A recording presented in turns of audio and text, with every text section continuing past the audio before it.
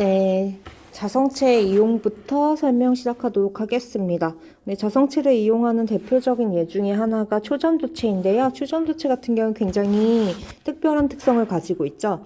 뭐냐면 특정 온도 이하에서 완전한 반자성을 띠고 그리고 플러스로 저항이 0이 되는 현상까지 나타납니다. 그래서 이때 이 특정 온도를 우리는 임계온도라고 불러주죠. 반자성이 뭐였죠? 자석을 가까이 하면 밀려나는 성질. 그래서 초전도체 위에다가 자석을 올려놓으면 초전도체가 반자성을 띠기 때문에 자석이 위에 뜨게 되는 거죠. 요걸 우리는 마이스너 효과라고 얘기를 해줍니다. 여러분이 많이 헷갈려 하시는 게 마이스너 효과가 반자성뿐만이 아니라 저항이 0이 되는 것도 마이스너 효과라고 생각하시는 경우가 있는데 이거는 아니에요. 마이스너 효과는 임계온도 이하에서 반자성을 띠는 것만 마이스너 효과입니다. 그럼 이걸 이용해서 뭘 하고 싶냐면 열차를 공중에 띄워서 자기 반발시 부상 열차를 만드는 거죠. 그래서 오른쪽에 나와 있는 것처럼 이렇게 초전도 자석을 이용해서 열차를 띄워서 움직이게 되면 마찰이 없어지기 때문에 효율이 굉장히 높아지게 되겠죠. 하지만 이 현상이 일어나기 위해서는 뭐를 맞춰줘야 돼요? 임계온도보다 주변의 온도가 낮아야 되는 거죠. 네, 임계온도가 보통 한 마이너스 230도 부근이기 때문에 이거는 현실적으로는 불가능합니다.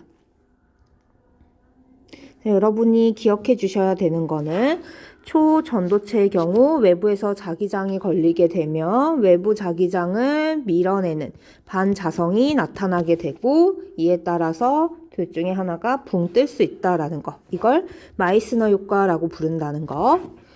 그리고 또 다른 특징 중에 하나가 임계온도 이하에서 저항이 0이 되기도 하는데 얘는 마이스너 효과는 아니라는 거. 그냥 또 다른 특징인 겁니다. 그래서 여기 나와 있는 그래프가 바로 그 임계온도 이하에서 저항이 0이 되는 걸 보여주는 거죠. 그래서 사실 얘는 만약에 저항이 0이 되는 걸 이용을 하면 송전할 때 전기에너지의 손실 없이, 손실 전력 없이 전류를 흘려보낼 수가 있게 되는 굉장히 기적의 물질이지만 가장 큰 단점은 임계온도보다 낮아야 된다라는 게 포인트인 거죠. 하드디스크입니다. 하드디스크에는 굉장히 여러 가지 원리가 다 들어가 있어요. 자기적 성질이랑 정기적 성질이 다 들어가거든요. 기본적인 구조는 헤드와 플래터로 구성이 되어 있습니다. 그래서 하드디스크에서 정보를 기록하거나 혹은 읽어내는 곳이 바로 헤드고요. 정보가 기록되는 곳이 플래터예요. 이때 이 플래터는요, 강자성체로 코팅이 되어 있습니다. 강자성체의 특징이 뭐였죠? 외부 자기장이랑 같은 방향으로 자화가 이루어지고 자화가 된 후에는 외부 자기장이 사라져도 결국은 자화가 유지가 되기 때문에 자석이 될 수 있는 애였죠. 그럼 얘를 어떻게 이용하는지 지금부터 알아보도록 합시다. 하드디스크는 이제 컴퓨터에 설치되어서 이용하는 장치인데 컴퓨터에서는 디지털 신호를 이용해서 정보를 기록하고 입력하고 출력하죠. 그래서 디지털 신호라 함은 1과 0의 연속적인 분포로 정보를 표현하는 겁니다. 그러면 어떤 일이 일어나냐면 만약에 컴퓨터에서 플래터에다가 정보를 기록하고 싶다. 그때 이 정보가 예를 들어서 1011이라고 하는 정보라고 해보도록 합시다. 그럼 그거에 따라서 여기 헤드에 코일이 감겨져 있는 게 보이실 텐데 코일에 흐르는 전류의 방향을 바꿔주는 거예요. 그래서 예를 들어서 1은 오른쪽, 0은 왼쪽, 그러면 나머지 1은 오른쪽이 되는 거죠. 그러면 이 정보에 따라서 코일의 전류가 변화하면서 흐르게 되고요. 항상 코일의 전류가 흐르면, 전선의 전류가 흐르면 무슨 일이 일어나요? 전류의 자기작용이 일어나게 되는 거죠. 그래서 전류의 자기작용에 의해서 얘가 자기장을 만들어내게 될 거예요. 그래서 이렇게 자기장을 만들어내게 될 겁니다. 이 자기장을 뿜어내는 채로 어디 위를 지나가는 거냐면 강자성체로 코팅된 플래터 위를 지나가는 거예요. 그러면 플래터에 있는 원자 자석들은 코일에 의해 형성된 자기장의 영향을 받을 수밖에 없겠죠. 그래서 코일에 흐르는 전류에 의한 자기장 방향대로 이 플래터에 있는 강자성체의 원자 자석들이 정렬이 되게 됩니다. 그래서 이제 정렬된 게 이 정보가 기록이 된 거예요. 왜냐하면 전류의 방향에 따라서 자기장의 방향도 달라질 테니까 이 정보에 따라서 자기장이 기록된 방향, 그 원자 자석들의 자기장 방향이 달라지게 되는 거죠. 그런데 헤드가 지나간 후에도 얘네들은 자화가 풀리지 않기 때문에 그럼 그 상태가 그대로 남아있게 되는 거고 1011이라고 하는 정보가 플래터에 기록되어서 남아있게 되는 거죠. 정리를 하자면 강자성체의 외부 자기장을 가해서 자화시켰다가 외부 자기장을 제거해도 강자성체는 자화된 상태를 오래 유지합니다. 이걸 이용해서 코일에 전류를 흘려보내주고 전류의 자기작용에 의해 만들어진 자기장으로 강자성체의 원자 자석들을 자화시키고 특정한 방향의 자기장을 띠게 만들고 원자 자석의 자기장을 특정한 방향으로 정렬을 하고 이 상태가 유지되게 함으로 인해서 그 방향으로 정보를 기록하는 겁니다. 이게 만약에 강자성체가 아니라 상자성체면 어떻게 되겠어요? 상자성체면 코일이 헤드가 지나간 이후에 바로 자화가 사라지게 되겠죠. 그럼 정보가 다 어떻게 되는 거예요? 방향으로 기록된 정보가 날아가게 되는 겁니다. 그래서 반드시 하드디스크의 플래터는 강자성체로 코팅을 해야 되는 거예요. 그러면 정보를 기록했으면 읽어낼 수도 있어야 되거든요. 그래서 정보를 읽을 때는 어떤 현상을 이용하냐면 전자기 유도 현상을 이용합니다. 무슨 말이냐면 우리가 지금 이미 플래터에 원자 자석들의 방향으로 정보가 기록이 된 거잖아요. 그래서 뭐 정보가 이렇게 정보가 기록됐었다라고 해보도록 합시다. 그러면 이 원자 자석들이 각각 자기장의 방향을 갖고 있잖아요.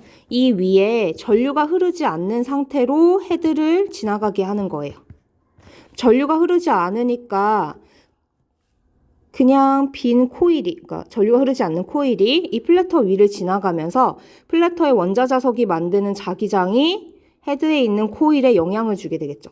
그럼 헤드는 플래터 위를 지나감으로 인해서 헤드를 지나가는 변화하는 자기장이 만들어지게 될 거고 이 자기장이 싫으니까 뭘 해야 돼요? 전자기 유도 현상으로 전류를 흘려보내줘야겠죠. 그때 만들어지는 전류 역시도 뭐에 의해서 결정지어지겠어요? 플래터의 자화된 방향에 의해서 변화하는 자기장으로 인해 변화하는 전류가 만들어질 테고 자기장 방향이 제각각이면 이때 흐르는 전류도 제각각으로 서로 다른 방향으로 흐르게 되겠죠. 그러면 컴퓨터는 이 코일에 흐르는 전류의 방향을 가지고 다시 얘네들을 1011이라고 하는 데이터로 변환해서 읽어내게 되는 겁니다. 그래서 여기에는 3개의 원리가 다 들어가 있어요. 먼저 정보를 기록할 때는 전류의 자기작용을 사용하고요. 정보를 읽어낼 때는 전자기 유도 현상을 이용합니다. 그리고 정보를 기록해서 오랫동안 저장해 둘 수 있도록 날아가지 않도록 하기 위해서 플래터 위에는 강자성체로 코팅을 시키는 거죠. 정보를 기록하는 플래터는 강자성체로 만들어지게 되는 겁니다.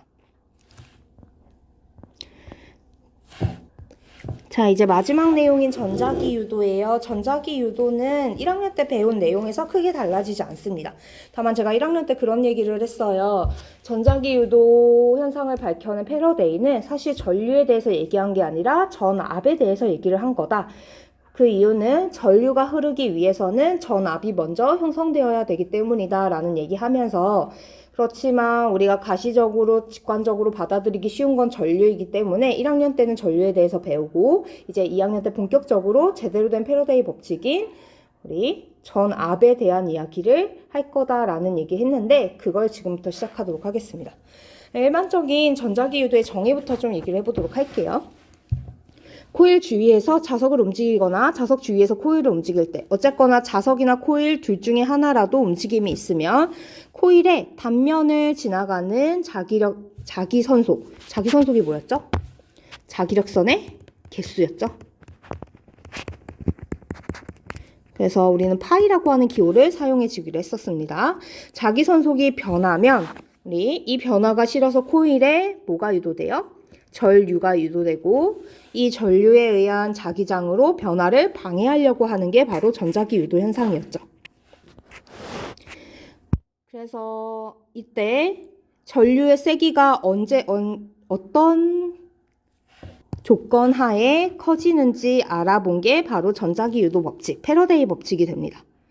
그래서 유도 전류의 세기는 뭐에 비례하냐면 코일의 단면을 지나가는 자기선속이 빠르게 변할수록 시간당 자기선속의 변화가 클수록 전류가 커지게 되고요. 그 다음에 코일의 가문 횟수가 많아도 전류가 커지게 됩니다. 그래서 가문 횟수가 클수록 그 다음에 시간당 자속 변화가 자기선속 변화가 클수록 커지게 됩니다. 이때 이 현상이 일어나는 이유는 항상 뭘 하기 위해서요? 변화를 방해하기 위해서죠.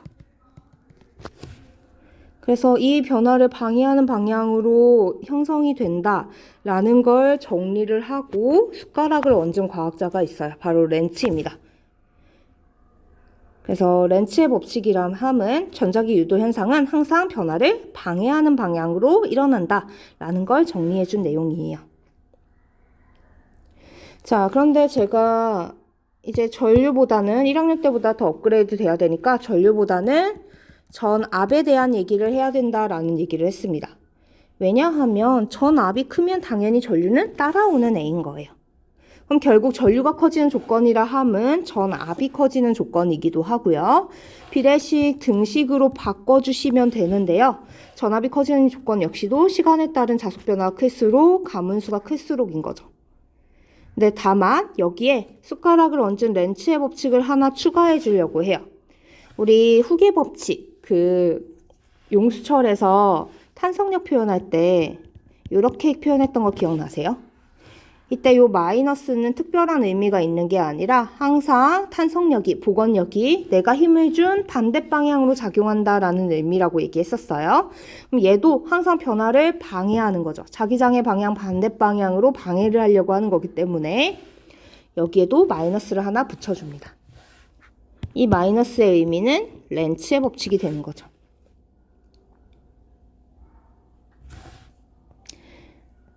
자, 그럼 정리 한번 해보도록 할게요. 우리가 결국 전류가 커지기 위한 조건이라 함은 전압이 커지기 위한 조건이라고 말을 했는데 그때 이 전압을요, 전자기 유도 현상에서는 유도 기전력이라는 이름으로 불러줍니다. 무슨 뜻이냐면 유도된 애라는 거예요. 뭘 하려고? 전력을 일으키기 위해 유도된 애라는 거예요. 유도되어서 전력을 일으키는 애라는 뜻입니다.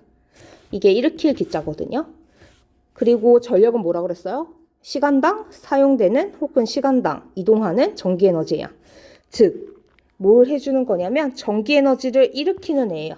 유도되어서 전기에너지를 일으키는 애 바로 전압이 되는 거죠. 그래서 유도전류가 흐른다는 것은 코일에 전이차가 형성이 되었다는 거거든요. 우리 보통 전류를 물에다가 많이 비유를 하잖아요. 물이 흐르려면 높이차가 있어야 되는 것처럼 전류도 이동을 하려면 정기적인 위치에너지 차이가 있어야 됩니다. 정기적 위치에너지 차이가 있어야 돼요. 이거를 전이차라고 불러줍니다. 그래서 전류가 흐른다는 건 전이차가 형성되었다는 거고 이 전이차 에 의해서 만들어지는 물리량인 전압을 유도기전력이라고 불러주는 거예요. 그래서 이 단원에서는 유도기전력이랑 전압이랑 그리고 전이차가 똑같은 내용이다 똑같은 개념이다라고 생각해 주셔도 무방합니다.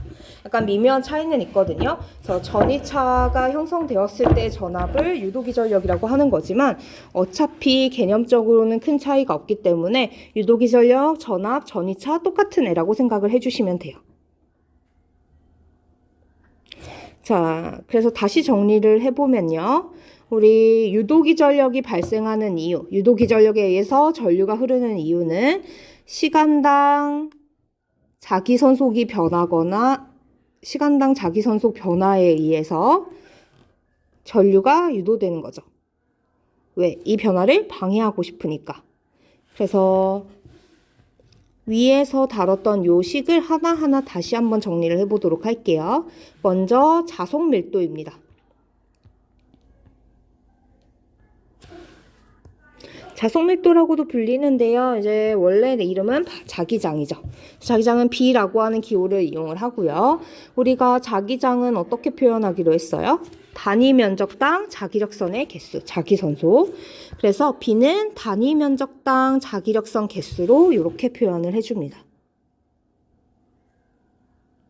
그럼 우리가 자기력선의 개수를 또 어떻게 표현을 해줄 수가 있냐면 이 식을 변환해서 자기장과 면적의 곱으로 표현해 줄 수가 있어요. 얘를 우리는 자기선속인 자기력선 개수라고 불러주는 거죠. 혹은 자속이라고도 불리기도 합니다.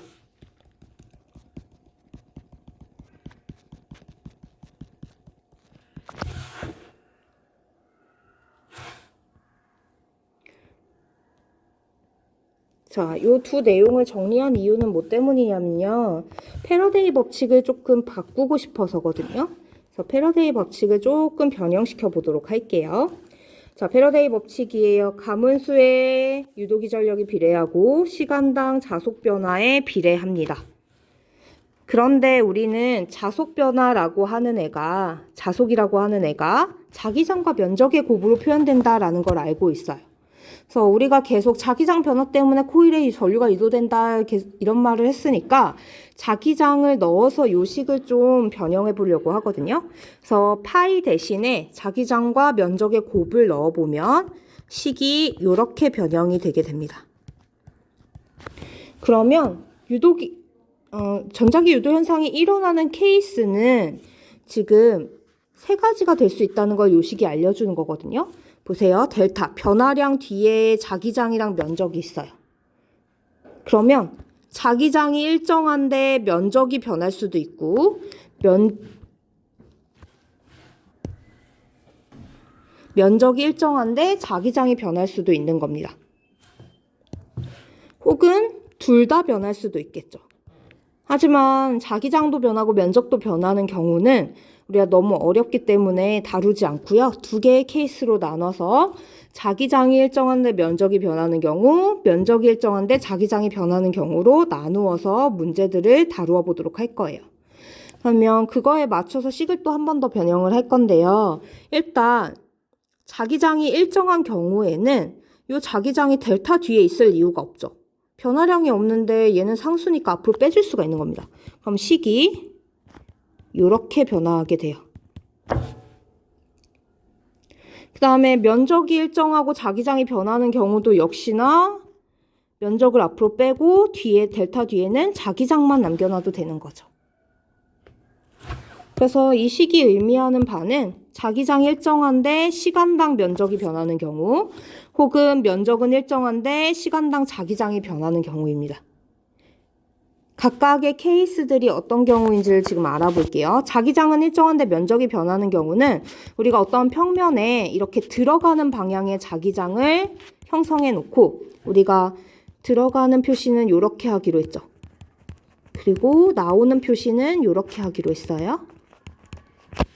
그래서 지금 이렇게 그림을 그려놓은 건 이 면에 학습지 면에 수직으로 들어가는 이 화면에 수직으로 들어가는 방향의 균일한 자기장이 만들어져 있다는 뜻이에요.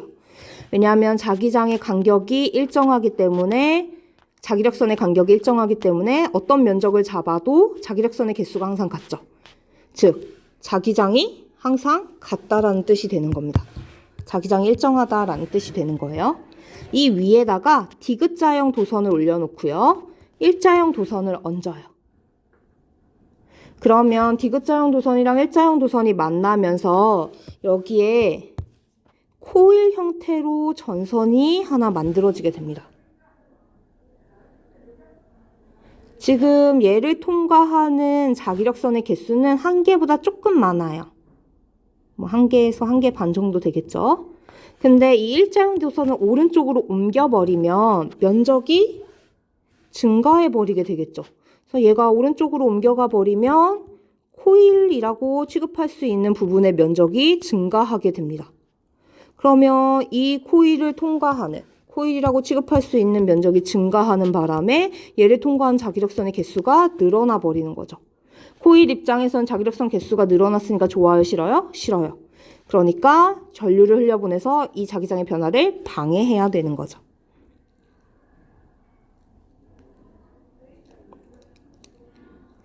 자, 두 번째 케이스는요, 우리가 흔하게 다뤘던 내용이에요. 면적이 일정하고 자기장이 변하는 경우는 코일 감아놓고 자석을 왔다 갔다 하는 경우입니다.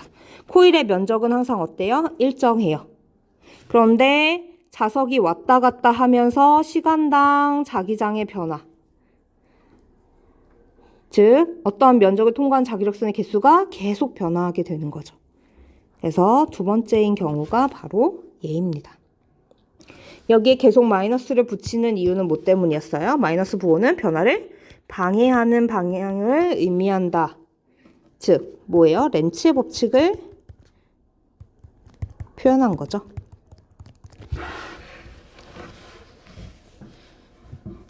자, 그래서 우리가 지금 위의 케이스들이 뒤에 문제에 많은데요. 코일의 면적이 증가하면서 지금 들어가는 방향의 자기장이 계속 늘어나게 되는 거잖아요. 이 변화가 싫으니까 나오는 방향의 자기장을, 유도 자기장을 만들어서 얘는 이 자기장의 변화를 상쇄하려고 할 겁니다. 그러면 나오는 방향의 자기장을 형성하기 위해서 코일에는 엄지손가락 위로 나오는 방향으로 향해주고 내 손가락으로 감아주면 이쪽 방향에 유도 전류가 만들어지게 되는 거죠. 이러한 식으로 문제를 풀어줄 수가 있어요.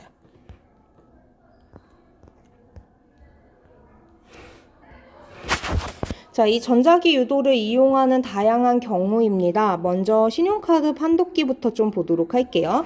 얘 뭐랑 유사하게 생겼냐면 하드디스크랑 굉장히 유사하게 생겼죠.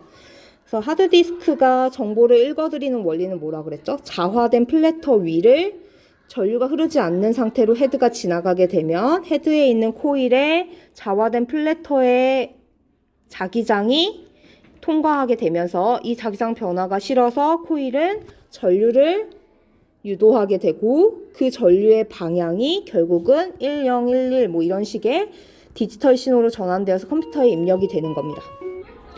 그래서 신용카드 판독기도 동일하거든요. 자화된 마그네틱 카드 뒷면에 있는 마그네틱 선에 이제 그 리더기를 지나가게 하는 거죠. 그럼 리더기가 지나가면서 이 자기장 방향을 읽어내게 되는 겁니다. 이 자기장 방향이 코일의 전류를 유도하게 되고 그 전류의 방향으로 데이터를 처리하게 되는 거죠. 즉 하드디스크의 원리랑 동일합니다. 내용은 한번 꼼꼼하게 읽어보세요. 다음에 우리가 통합과학 때 배웠던 그대로 결국은 전자기 유도 현상으로 전기 에너지가 형성이 되는 거니까 전기 에너지를 생산하는 발전기를 만들 수가 있는 거죠.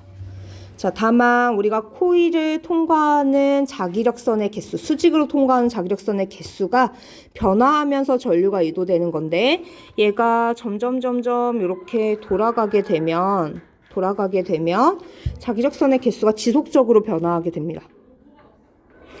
그러면 우리 늘었다 줄었다 하기 때문에 이에 따라서 전류의 방향도 지속적으로 변화하게 되죠. 그걸 우리는 뭐라고 해요? 교류 전류라고 얘기를 해요. 그래서 발전기에서는 교류가 만들어지게 되는 거죠.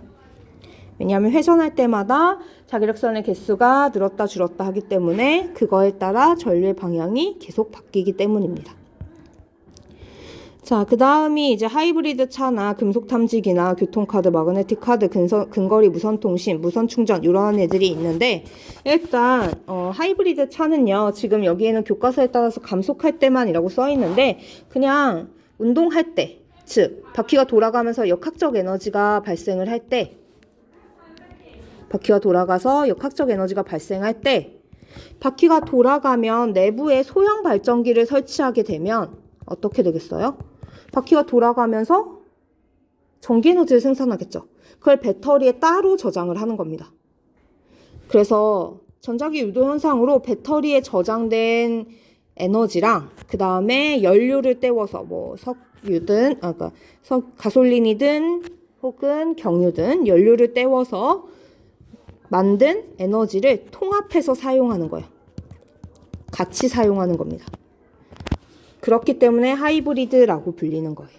여기에도 전자기 유도 현상이 이용된다라는 거. 그다음에 이제 금속 탐지기나 비파괴 검사.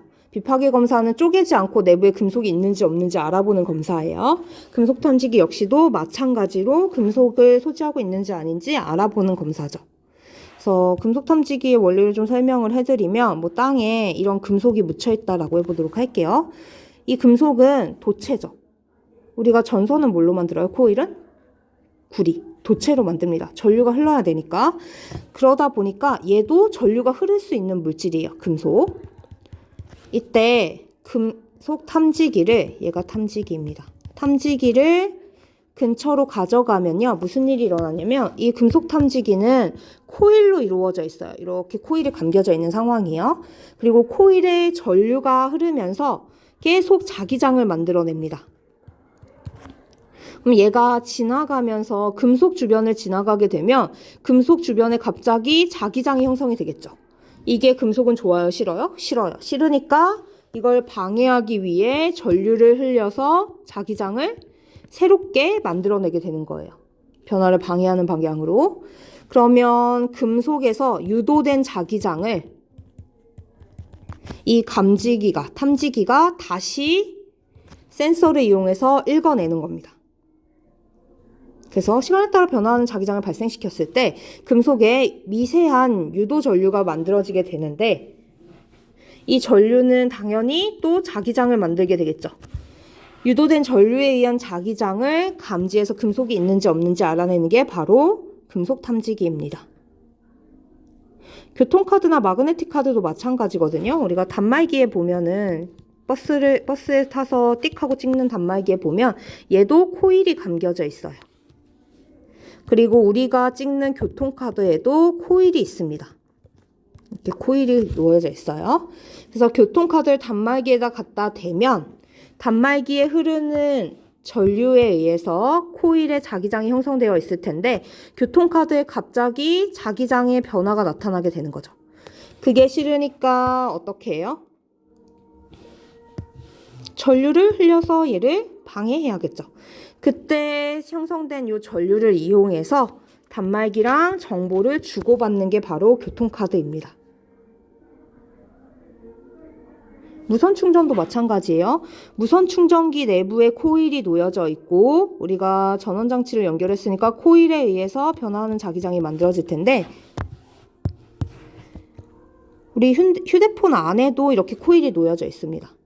그러면 무선 충전기 코일이랑 요 휴대폰의 코일이 딱 맞아떨어지면 갑자기 휴대폰에 있는 코일 입장에선 나를 통과하는 자기력선이 생기니까 이게 싫어서 변화를 방해하려고 전류를 흘려보내주는 거죠.